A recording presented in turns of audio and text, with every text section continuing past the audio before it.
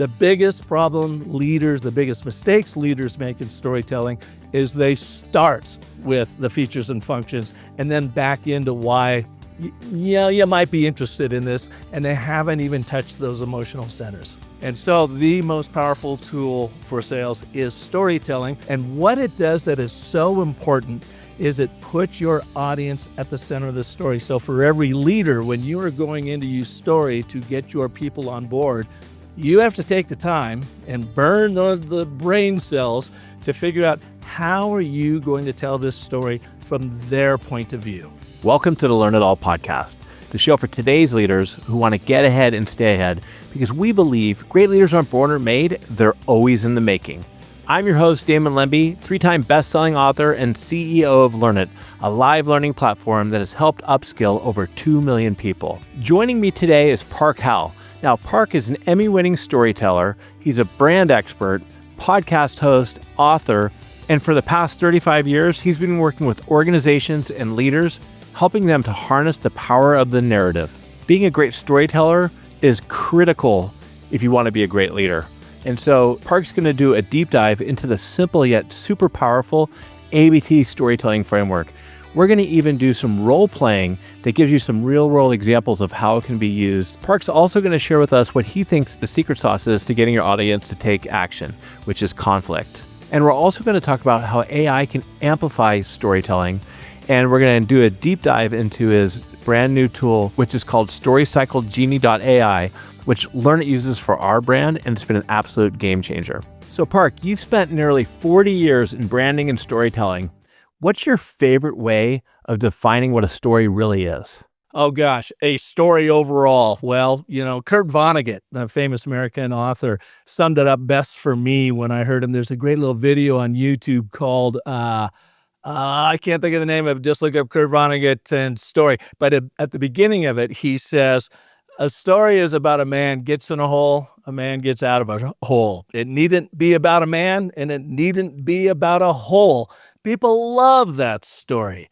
And I love that description of story because it really makes one major point, and that is without conflict, without a problem, you have no story. You are boring. And so what are some of the big challenges or mistakes that people make when they think they're telling stories, but they're really just going and. It's just like they're just going on and on and on. Right there. And is exposition. And what I mean by exposition, it's act one. Welcome to this little town of wherever, and I want you to meet Bob. And Bob is a lovely family guy, and Bob wants to make a career change and make a heck of a lot more money. And Bob was driving his car the other day, and Bob stopped at a Dairy Queen because you know what? Bob loves ice cream.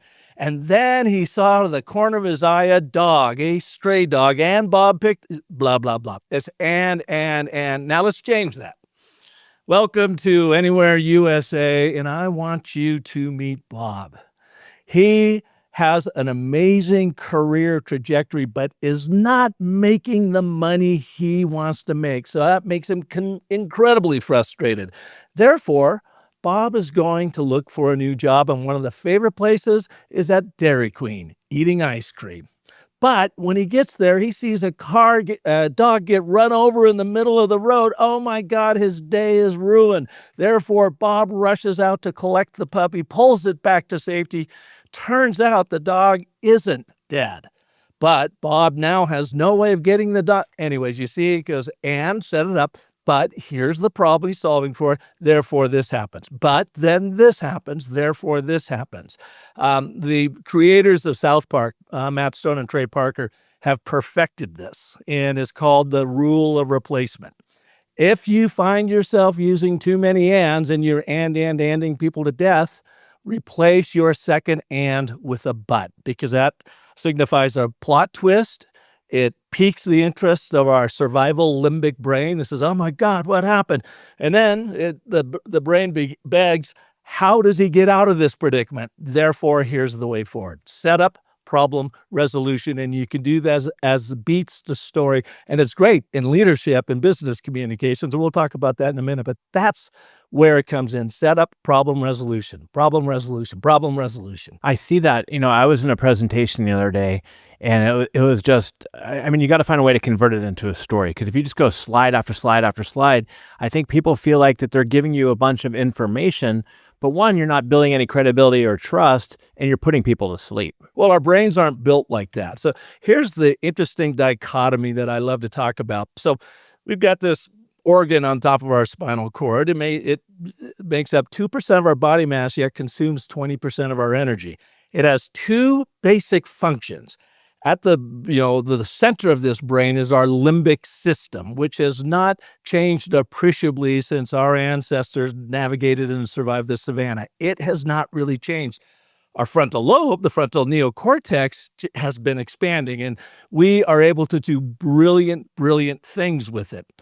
But our survival mechanism resides in that limbic subconscious brain.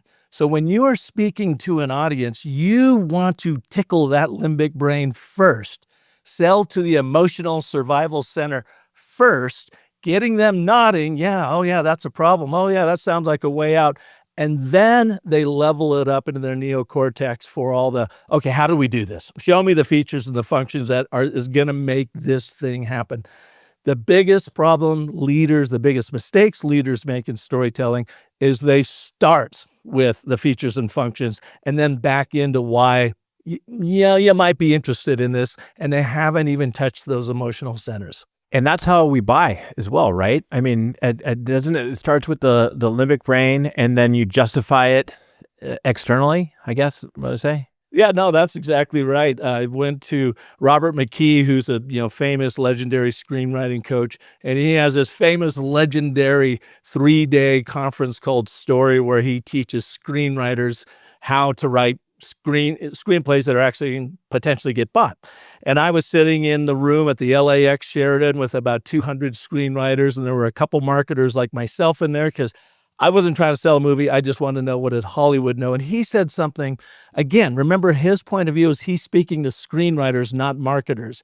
And he says to them, he goes, you always want to write your story with subtext that speaks to that emotional center, because our neocortex is simply the PR department for that emotional center, just to justify all the decisions we are making in the background. And so how can that help a leader? Let's say you move into a new management position, and you got to build credibility and trust with your team right off the bat. How can story play an impact in helping you do so? Well, the first thing you have to do, and again, even Robert McKee talked about this when he was talking to those screenwriters, he says, you have to write for your audience. You have to place them in the story. And if you don't, you are not going to sell in Hollywood. Well, the same is true in marketing, branding, sales, leadership. And a lot of times it was funny. I was down training a big leadership group in Phoenix. There was 60 of them in there from all different businesses and walks of life. And I asked them, I said, raise your hand. How many of you are leaders? And of course, all 60 hands went up. And then I said, how many of you are in sales? And only half of the room raised their hands. And I said, I hate to break it to you, but you are all in sales, because if you are going to get your people to buy into what you are proposing and your initiatives, then you are selling them something. And so the most powerful tool for sales is storytelling. And I know we're going to get into this, but how you use this is very simple framework of the and, but, therefore. And what it does that is so important is it puts your audience at the center of the story. So for every leader, when you are going in to use story to get your people on board, you have to take the time and burn the brain cells to figure out how are you going to tell this story from their point of view. So they feel like they are right dead center in this story. The story you're telling is about them, and then you play that really important role as the mentor or guide. Let me show you how to get there. But it's all about helping elevate that audience, and that's how you use story to do that. And what I've heard you say before is you need to get laser focused and specific on who the audience is that you're speaking with, right? Or you're telling your story to. And that even that's even important when the story is about yourself. Even when the story is about yourself, you still need to put it about whatever outcomes or goals you're trying to get to that will benefit your audience, right? Oh, without a doubt. And even if you are the central character and you're telling a story to make a point, really, because you're really trying to make a business point with that story, with something you experienced or whatever, it needs to be told such that your audience can live vicariously through you. Saying, oh, yeah, I felt that emotion. Oh, God, I've had that happen to me before. Oh, geez, what'd you do? How'd you overcome that? And it goes back to the Kurt Vonnegut. Man gets in a hole, man gets out of a hole. It needn't be about a man and it needn't be about a hole, but it's a learning tool. What did I try to accomplish? And then I stepped right in the middle of it and I had to drag myself out. But when I dragged myself out, I learned a bunch of stuff in the process and actually in Act 3 rose to a higher level. That's the thinking that you want to take your people through. And I love it. And I know you might put me on the spot later, but I'm going to put you on the spot now. I speak to leaders all the time, and we talk about, how important it is to be authentic, which we all know that is key, but it gets overused sometimes. But what I think really makes great leaders is when they're okay with being humble and sharing some of the mistakes that they've made. So if you're a new leader or just any type of leader and you've tried something, let's say that you went out and you tried a new approach on a sales call and you fell flat on your face, right? And you want to make that a learning lesson for your team, but also to help them feel like, hey, Damon, Park's okay with admitting his mistakes. How would you go about that with your team? Yeah, so I would show up and say it's a sales team, but it's just hypothetical, all right? And they are on calls all the time, and I've been listening to some of them or listening to the recordings on them, and I find that they're making this one mistake where they're jumping to the solution way too fast. They haven't set, the scene, the precedence yet for why this solution even matters. And so I would go in and I would start with the end in mind first. I said, gosh, we have such marvelous solutions, but they're not working because we get there too fast. Here's what I'm talking about. And here's why, this happened to me. The other day, or I could even go back 2 years ago, I learned this incredible, valuable lesson. I was on a call with a customer and I was so eager to share with them our solution because I was really proud of what we did. We built something really great that I jumped into it immediately. And I realized I probably took about 2 minutes just yammering on. And when I finally took a breath, there was this long, extraordinarily awkward pause. And that prospect was very nice. They said, oh, Park, that sounds really great. It sounds like you have something really wonderful that you represent there. And I appreciate your enthusiasm. Let us get back to you. And that was the end of the call. I mean, I wasn't even on that call for 3 minutes. Well, of course, 2 weeks go by, nothing. 3 weeks go by, crickets. 4 weeks go by, complete, vacuum. I was able to get that prospect back on the phone, and I simply apologized for them launching in that I did not pay enough attention to what was actually their problem. Would you mind just taking 5 minutes and sharing with me from your point of view, what is the real problem you're solving for? Well, you know what? They didn't take 5 minutes. They took 15 minutes. And I learned so much by shutting up and listening. And then when I came back around with how we could solve it, and by the way, it wasn't the way I thought we were going to solve their problem, because I finally understood what their problem actually was. And I actually only sold them 1/3 of what our total solution was, because that's all they needed. But guess what? We are in the door. So if you ever find yourself racing to solve that problem because you're so proud of what you represent here at XYZ Technology, stop, take a breath, and ask them what is keeping them up at night. All right. I love that. And I'm a listener right now saying, okay, Park is just born charismatic. And, whether it's his tone, whether it's his inflection, that's just not me, right? I'm an introvert. I'm more of an engineer than anything else. How do you help somebody like that break through this limiting belief they have and start implementing the ABT framework? Well, number one, it may be not for them. If they are really that locked down in that introverted technical mind, then have the courage to go in and bring in someone by your side that can tell that story. If, on the other hand, you are that locked down introverted person and you really want to give this a try, then start with the and, but, therefore framework. It is the most basic yet most powerful story structure. I actually call it the DNA of storytelling. And for technologists out there, think of it as an algorithm. All you are trying to do, and think of it in user experience mode as an algorithm. So if you are creating technology, and we've got new tech out now, so I know the importance of user experience.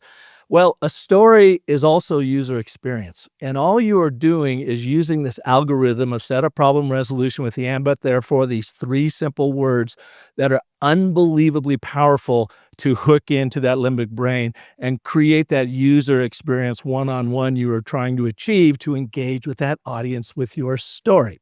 So bring your technological mind to it. Now let's break it up as code.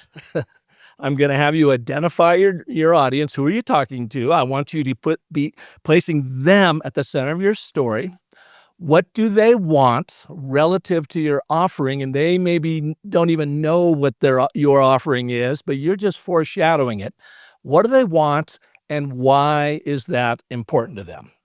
So we call it this and statement of agreement. Dear so-and-so, you want this, and it's important to you because of this, and all you're trying to do is get them to agree to not an agreement. Shared vision. Oh, you understand me and you appreciate what I want. But you're frustrated because of this major problem. So now you've inserted the but statement of contradiction, and that tweaks that limbic survival brain of going, God, yeah, that is a freaking problem. What do I do about it? Which begs the question, therefore, we call it the therefore statement of consequence. Therefore, imagine if you were able to accomplish this, what the outcome would look like by simply doing this with us. And then you save the brand, you save the offering, you save maybe the initiative you're trying to get your people to buy into at the second half, the second clause of that therefore statement of agreement. So what we've used is the three forces of story of agreement, contradiction, and consequence. In doing so, we create what I call the three forces of trust building. You are demonstrating that you understand your audience by placing them at the center of the story. You appreciate what they want and why that's important to them. And you are demonstrating empathy when you say, but you are super frustrated. You're going out of your brain. You're overwhelmed. You want one major negative emotion after that, but. You use the powerful conjunction word of because to then set up the problem you're going to solve for. So you've used understanding, appreciation, and empathy to get to your therefore. Imagine what it's going to look like when you get it, when you achieve it, when you solve this problem with us using our blah. Your call to action's built in, but you've built trust within that first 10 seconds in your first 2 sentences of the ABT. I mean, that's literally a masterclass right there. But if we start at the end, what you're doing is you're painting a better picture for them, a future picture for them where their stress, anxiety level goes down and they're starting to imagine things to work better. And right before that, I don't know all our listeners out there, I know Park has, but there's that famous study on the because statement. I think what was it back in the day that everybody's in line? Yeah, Harvard is 1978, and I love it. They were looking at behavior change, and some professor there came up with a big idea that thought, this conjunction word of because is important for behavior change. So what they did is they put a good old-fashioned Xerox photocopier out in a very busy corridor, and people just naturally queued up behind it to make their copies. Then what they did is they sent in their test subjects who had copies they wanted to make, and the first ones that went in just said, hey, excuse me, I've got to make some copies. Can I cut in line? And believe it or not, back in 1978, people must have been a lot friendlier because they got 60% compliance on just someone asking. So then they let the new group come in, sent in a new test subject, and they said, excuse me, basically, can I cut in line because I have to make copies? So there was no excuse. Everyone's got to make copies, but simply by inserting that word because, people let them in 93% more of the time. And then finally, they wanted to test that and actually add a excuse to it. Said, excuse me, may I cut in line because I'm in a rush? And it only ticked up 1 more percent. So they did a lot of studies on this idea of this word because, and we like to put it in that but statement of contradiction because I once had a client who was a brilliant tactical engineer. He was actually a military officer in the Canadian military, and he was a water specialist on aircraft carrier. He had retired. His name was Trevor Hill. He moved down to Arizona. I was helping him brand his company called Global Water, where they were doing some really amazing work with water retreatment, treatment and reuse. And he sat down one day and he said, "You know, Park Howell sales is?" And I go, "What's that, Trevor?" He says, "Find the hurt, amplify the pain, heal the wound." So what we're doing with the ABT in that but section is we're finding the hurt, first the emotional hurt, but you're frustrated, you're overwhelmed, you're annoyed, you're whatever. Now you want to amplify that pain because of this major problem. And then the therefore sets it up to heal the wound. Here's the way forward with us. I have to give credit to Jeb Blunt. I don't know if you know who he is in fanatical prospecting, and that's what he uses when he recommends the framework for cold calling. Is I'm reaching out to you because, and right there it kind of clicks onto people's mind where they're more apt to listen to you after that. Yeah. And I think what that is our limbic brain. Again, this is our survival center. This is what helped evolve. People argue that storytelling was more important than our opposable thumbs to help us survive the savannah and evolve into the Homo sapiens we are today. So there is this limbic brain that, it looks at this learning tool of storytelling, and this brain is a pattern-seeking, problem-solving, decision-making, buying limbic brain. And by buying, I mean just buying into whatever it is you are trying to encourage them with or persuade them to do. So using that ABT framework plays specifically to how that limbic brain wants to receive information. Doesn't want to have to work for it. Wants to be super clear. And I think that conjunction word of because in there plays to that pattern seeking. Like you're telling it a story in the way it wants to receive it. Again, to that leadership technologist who's born in code. This is code. But therefore is where you start the user experience in your storytelling. Well, I'm going to try it again, or just do another example. Yeah, I don't know if you saw the recent study, MIT study, where it said 95% of AI projects are failing. And there's talk that they're failing because of change fatigue. Well, I think that one of the main reasons why these projects are failing is because people are sabotaging them because they're scared that if these projects work, it's going to work their own way out of a job. So knowing that, if you're a leader and you're sitting down with your team to share with them that, hey, we got this AI initiative that is best for our company. Now, I know that if you start off and you just hammer them with opinions and facts, they're going to give you a lot of pushback, right? I mean, that's not going to work. So how would you use the ABT in that situation? Well, I would first ask, okay, who's my audience? So that's my colleagues. And I would probably go on and look at one of the pillars of the brand. So maybe I said, look at, we are all in this together and you are a vital, important part of this team. And when we look at our brand vision and mission, we find innovation to be one of our core pillars. There's an if-then clause that you can use to go to ABT 201. And if we fully embrace the AI initiatives that we are currently implementing, then we are modeling and we are embodying what this company is all about. But I get it. You're fearful. We're all fearful because we don't know where AI is going. And yet, if we don't act and stay an active participant with AI now, we are going to be left behind. In fact, if I had an opportunity to draw like a New Yorker cartoon for you all right now, I would not have a deer in the headlights. I would have a dinosaur in the headlights. And in that oncoming car is a license plate that says AI. If we don't embrace this, we are going to get run over. So let's pull together. Let's take a look at one of our top AI initiatives, determine where we are not making the most of it. And what do you say? Would you agree that we all get on board to see what we can do with this? That's brilliant. And what I was thinking while you're saying that is the but in there, it's like you're pulling out of their brain, some of the objections or the scary thoughts they have there, and you're putting it out in the forefront. You're putting it out in the forefront to address it right there. Yeah, you're acknowledging it. You're like, I get it. I'm kind of scared too because I don't know where this is going. But wouldn't you rather be the test pilot than the person that's going to get bombed once they perfect that bomber. Don't you want to be there? But yeah, you want to acknowledge it. And the other thing about it is you always want to speak up to them. So you show up as the leader, they're already going to suspect that you are going to speak down to them and it's your way or the highway.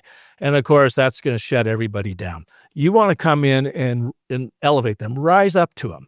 Say, I know this is what you want, and here's why this is important to you, but you're also feeling this tremendous angst, like, am I going to lose my job?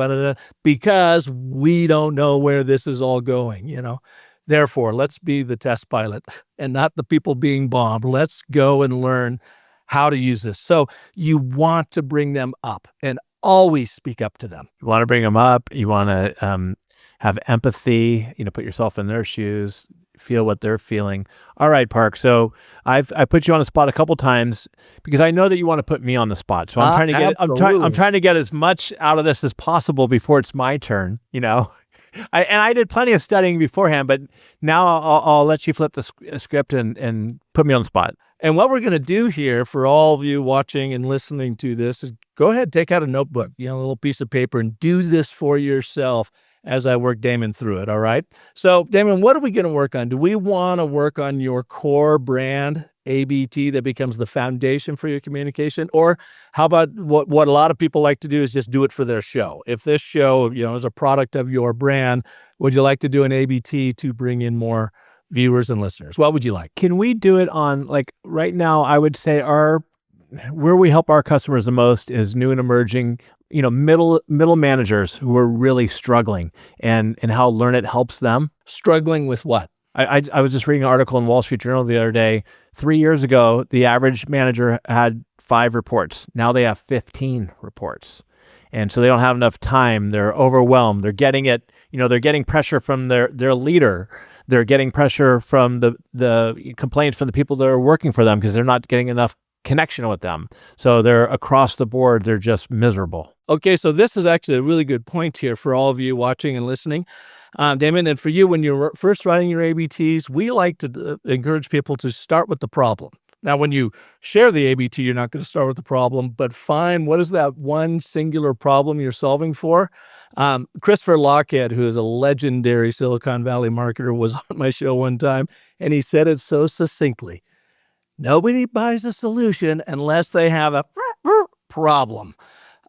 So let's start with the problem. In this case, the problem is overwhelm because they're spread too thin with too many direct reports. 100%.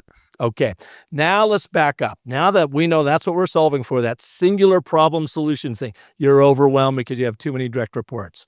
Let's go to the and statement of agreement and set up that problem. So, as a middle manager, this is the way I would start it because that's who you're talking to.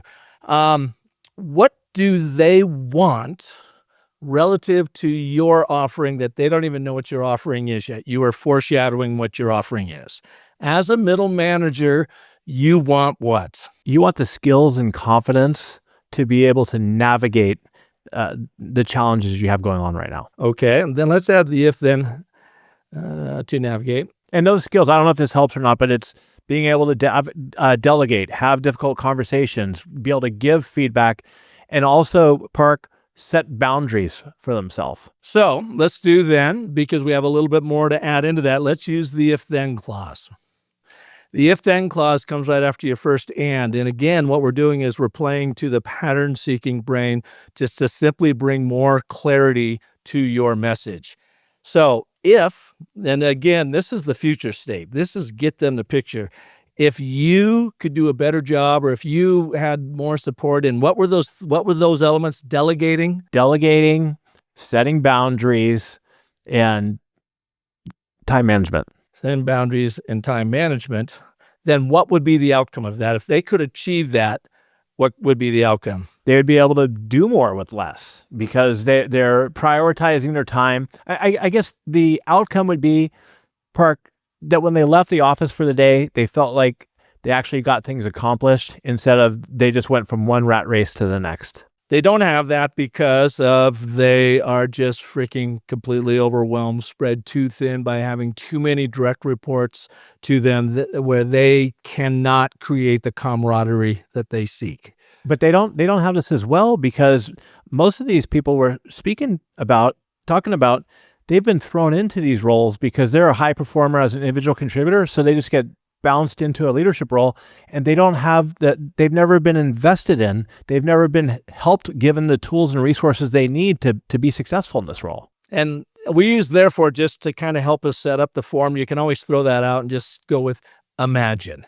But what would the future state look like for them? You're going to feel confident in your role because you've gone through, whether it's coaching or leadership development, I guess. I guess that's too general though, right?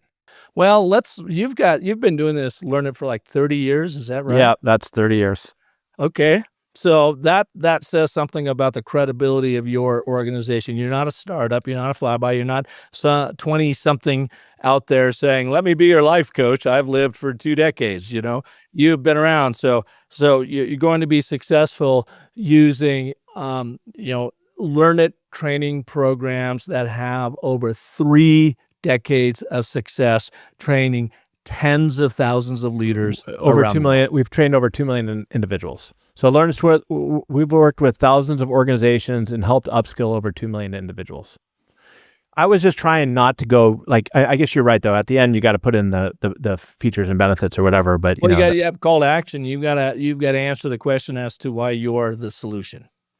So everything that's leading up to that is emotional, and then that last part is now logical and reasoned. We are the reasoned solution for you to be able to achieve what you want. Does that make sense? That makes sense. You got to have the call to action in there. Otherwise, why do it? Well, then it's unclear, right? Because you're just kind of leaving them without a specific solution at the end, or a resolution at the end. What's the next step you want them to take? So I just got a bunch of jotted notes down here, and I'm going to probably butcher this. I'll tell you right up front, Damon, but let's go through it. So you were speaking to someone. This might just become your foundational ABT that you build everything else off of. So as a middle manager, you have, let me think about this for a second.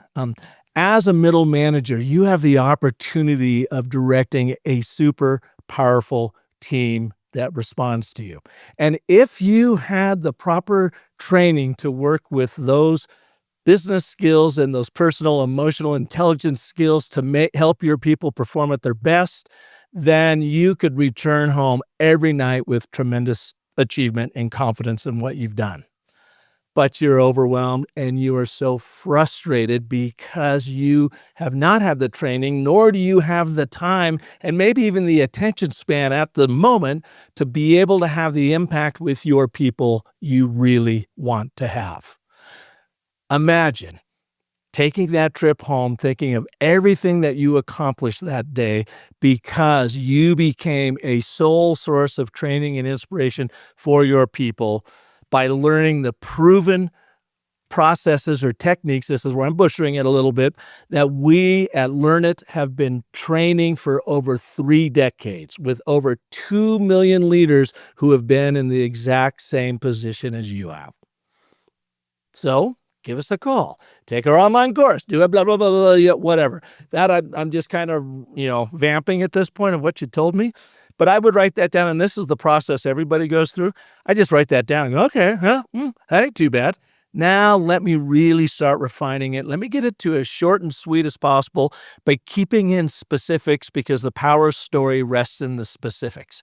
But what we've done by using that and but therefore framework is we've identified them. We've placed them at the center of the story as a middle manager, and then what do they want and why is that important to them? But now let's really insert, find the hurt, amplify the pain, heal the wound. Well, the hurt is frustrated, exhausted, overwhelmed, spread too thin, you name it. That's what's hurting individually. And because it hurts that middle manager, it's hurting the greater good of the company, right? Because our conjunction word of this freaking problem, you haven't been trained how to do this stuff. It's just that simple. They're going, yeah, that's exactly right, man. So imagine this beautiful outcome if you start training with us. I love it. And when it starts off with the and statement, is it better to start with the statement or with the question, or does it kind of just depend on the situation?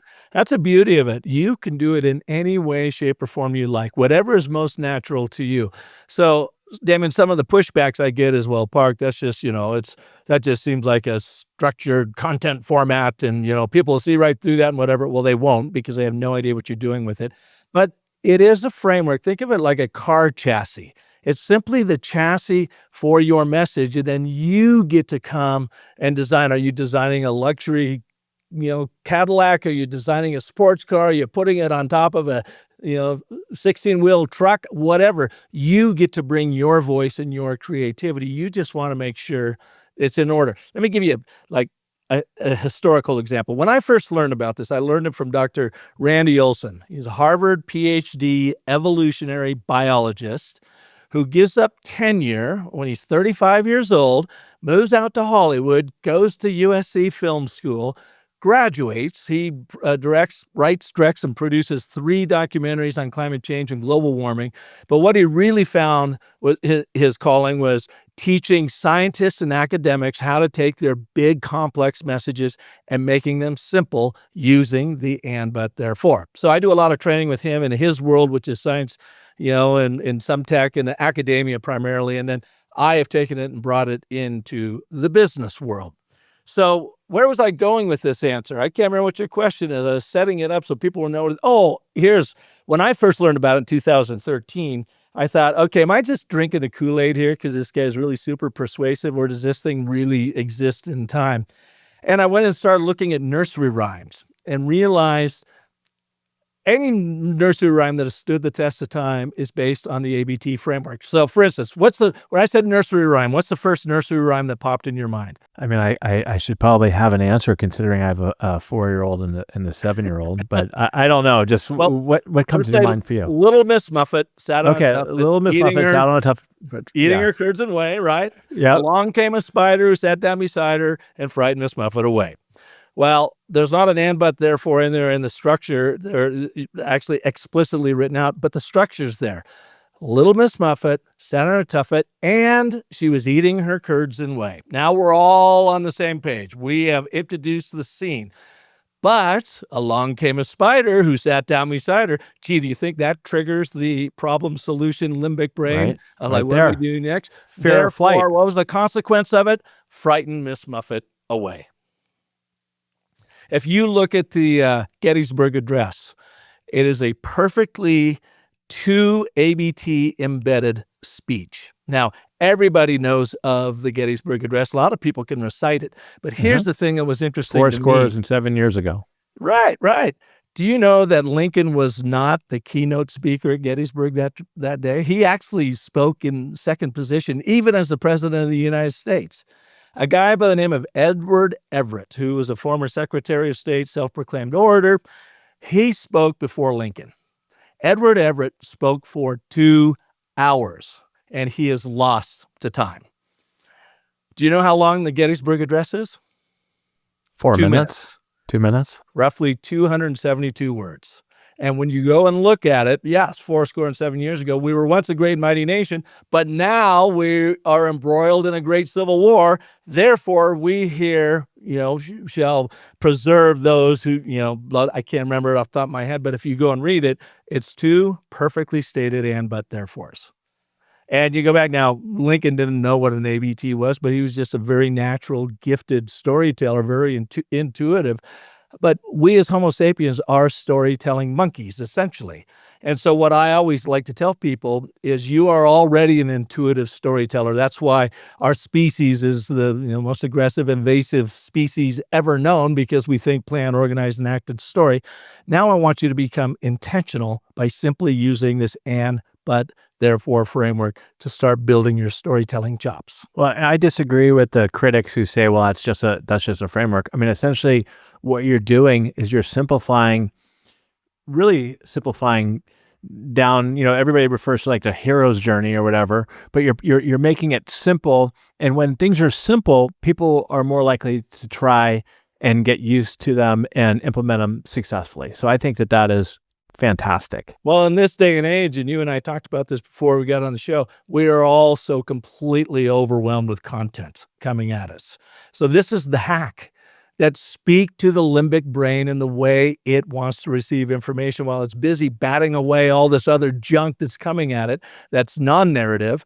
Use the narrative framework to hack through the noise and hook into the hearts of your audience. Yeah, and so let's switch gears here. So we talked about us being humans, and then a minute ago we were just talking about, or 30 seconds ago we were talking about, we're just inundated with content, I mean, and a lot of it, most of it has to do with AI. So when it comes to AI, how do you look at it from a positive perspective when it comes to storytelling, and what can be some of the dangers of it as well? Well, let's go with the positives. We'll do the setup, and it's great because it is a force multiplier.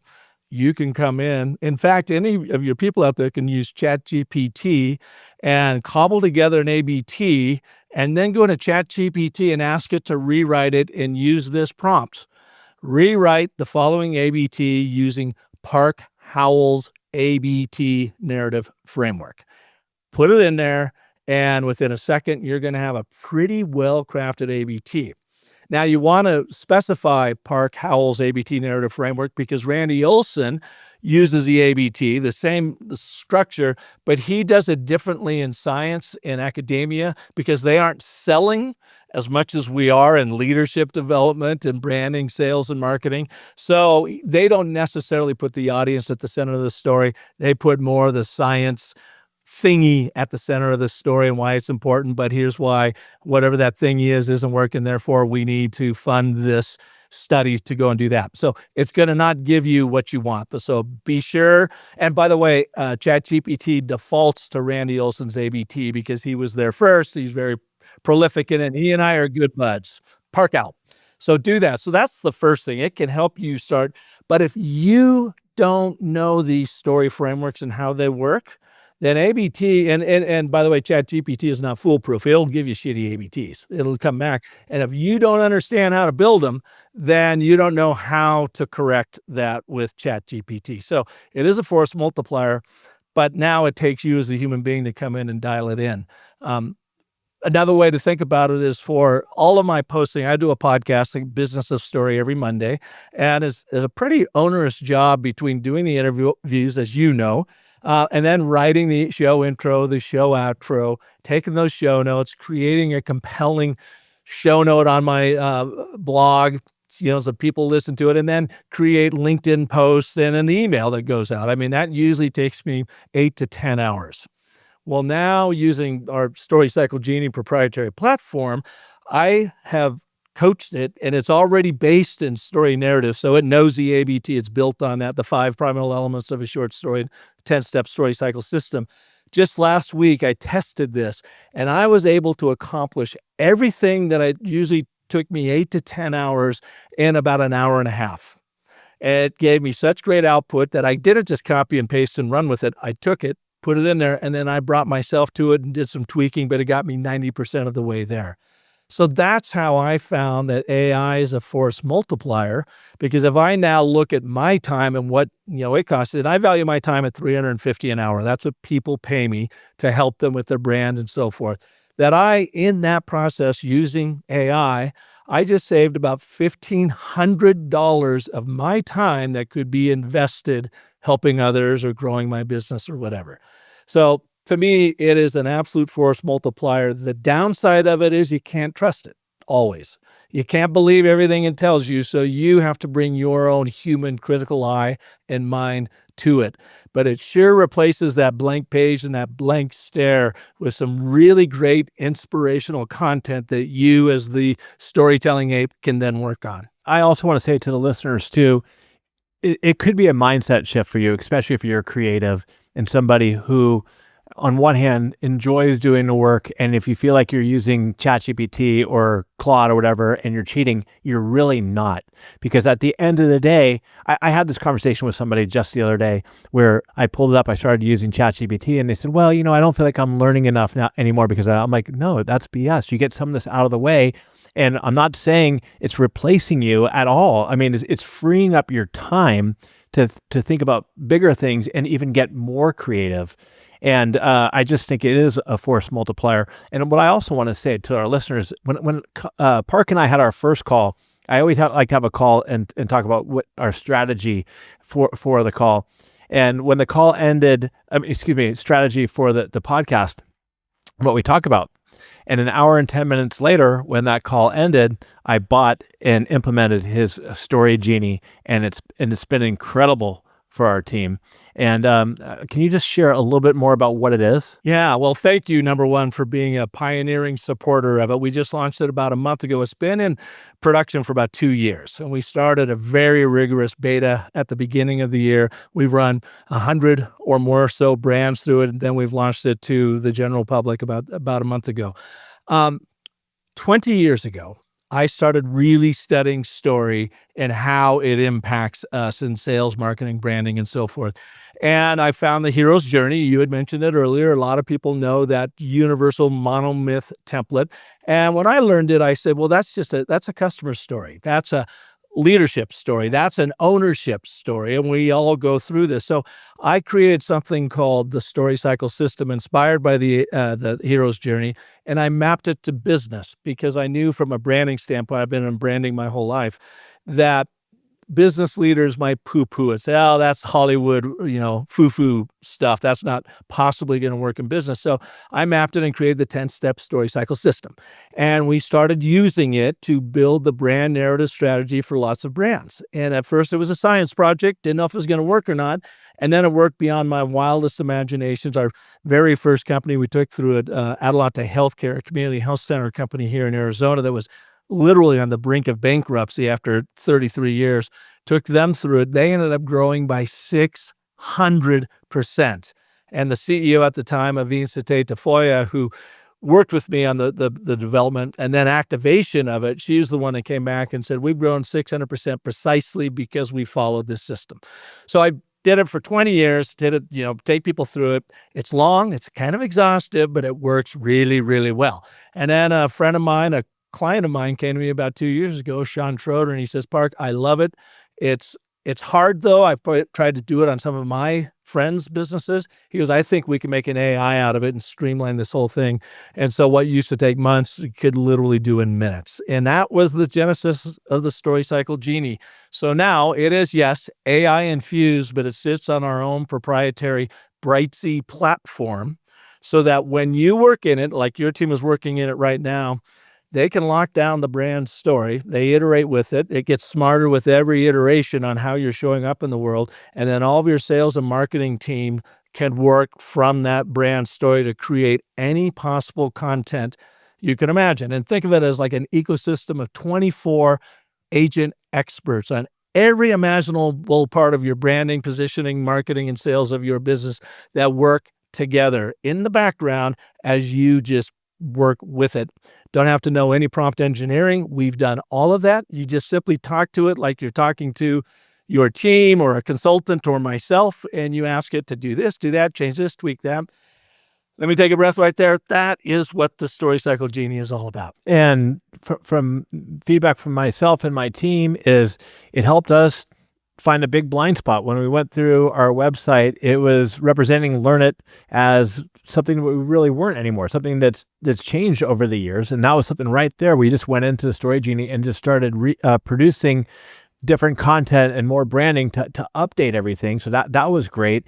And our team is using it for our emails and our marketing, and other people are getting involved. And as you and I were speaking about before, even if we change our direction, you just keep iterating and updating, and it lives off of your content and your brand and doesn't, throw a bunch of stuff in there that has nothing to do with you. What are some other feedback and testimonials, I'd say, that you're hearing from customers? So yeah, just yesterday I was speaking with Riley Knapp, who's a very successful musician over in Hollywood. He's using it for some branding work, and he said, Park, I've used a ton of AI across the board, and I've never had one that felt so human as yours. It just speaks to me as if I'm talking to you. So I thought that was kind of nice. It's the warming up of AI and the way we've spent programming it.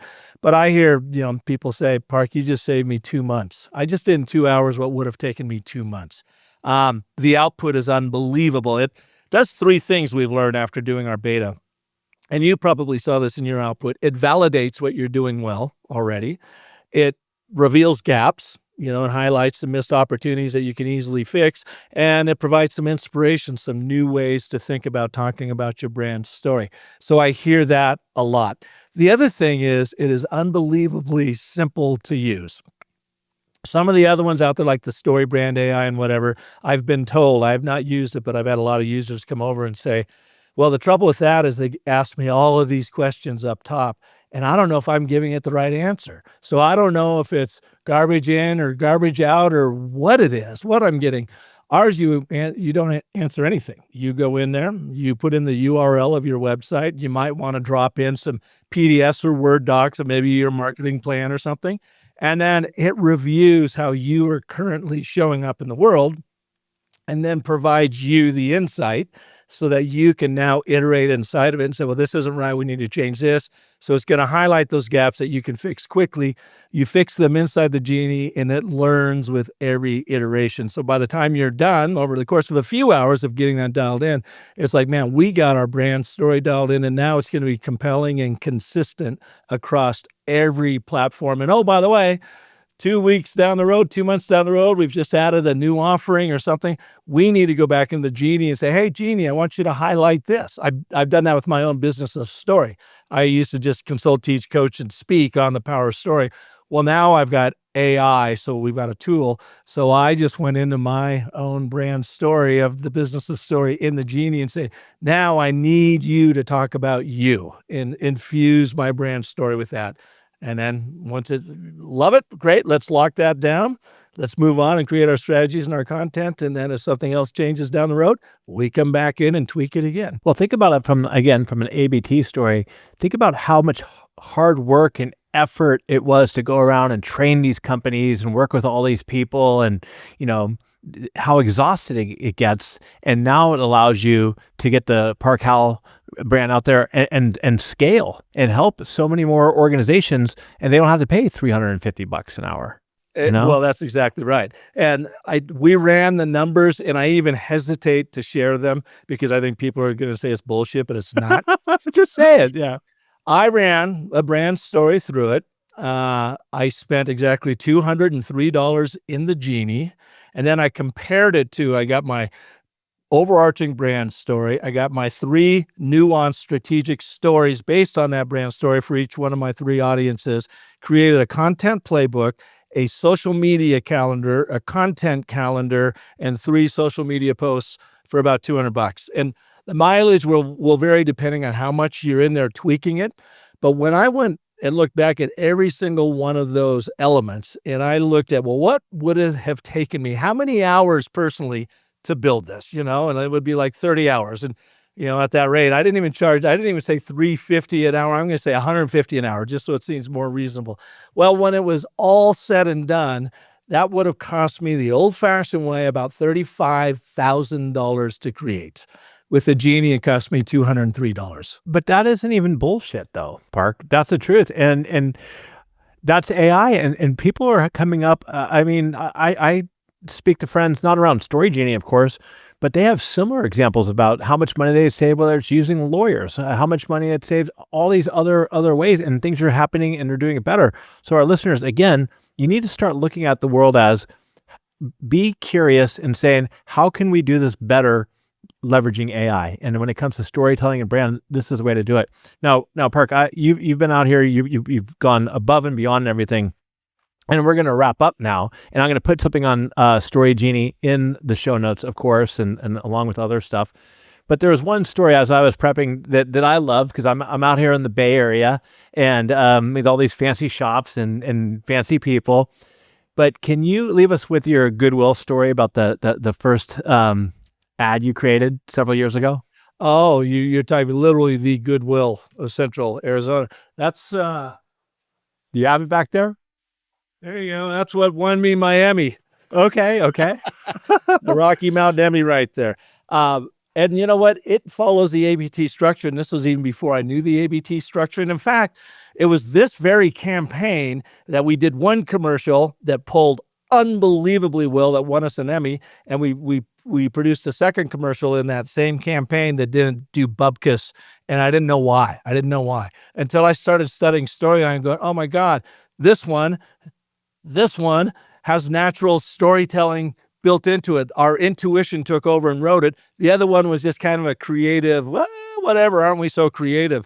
And that's when I said I wanted to become intentional about it. And what it was is we had just gotten the Goodwill of Central Arizona account. By the way, it's the largest Goodwill in the world. A lot of people don't realize Goodwills are franchises.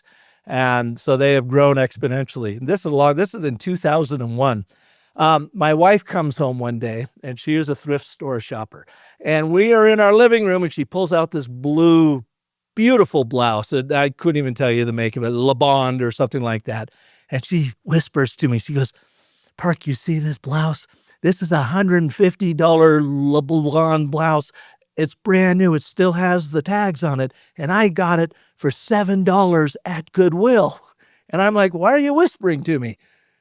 Well, the reason why is she was always embarrassed to be around her friends because she was a huge thrift store shopper and finding these treasures. So we actually used that as the inspiration for our very first Emmy-winning spot.